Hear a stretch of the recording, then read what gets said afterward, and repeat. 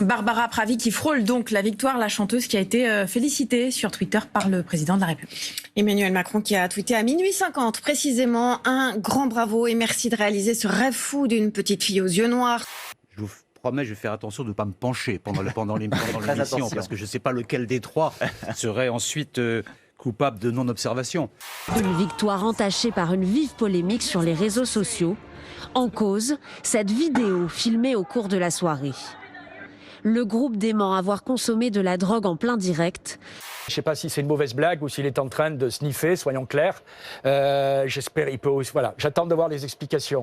L'Eurovision a la responsabilité de l'honneur de ce concours. Et s'il y a besoin de faire des tests, ils feront les tests. Les gens pensent que vous prenez de la cocaïne, c'était quoi? Thomas a cassé un verre. Thomas a cassé un verre. Je ne prends pas de drogue, s'il vous plaît.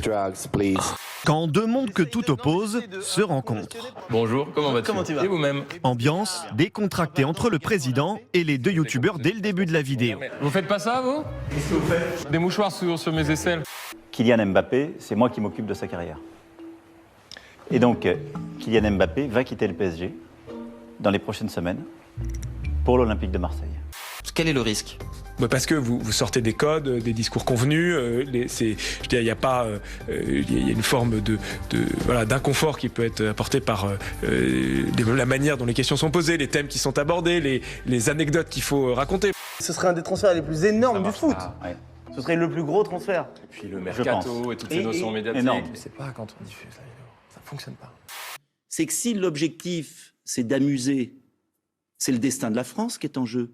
Et moi, je n'ai jamais considéré les jeunes comme des demeurés, pas du tout. Ça vous choque? C'est pas que ça me choque, c'est que ça n'a aucun intérêt. C'est une tentative désespérée d'un président de la République qui a échoué pour faire diversion. Kylian, j'ai annoncé la nouvelle à nos amis, à savoir que vous alliez quitter le PSG pour l'Olympique de Marseille. Impossible, pas de notre ADN ça. Non, n'en faites pas trop non plus, Kylian. D'abord, je constate que Emmanuel Macron est meilleur youtubeur que président de la République. Moi, j'ai un seul souci concernant la jeunesse. Aujourd'hui, on a des milliers de jeunes qui passent des bancs de la fac au fil des aides alimentaires, du secours populaire ou des restos du cœur. La seule question à laquelle doit répondre le président de la République, c'est comment on peut accepter ça? Chacun aura donc un gage. Le président devra afficher la photo des deux youtubeurs lors de sa prise de parole le jour de la fête nationale le 14 juillet.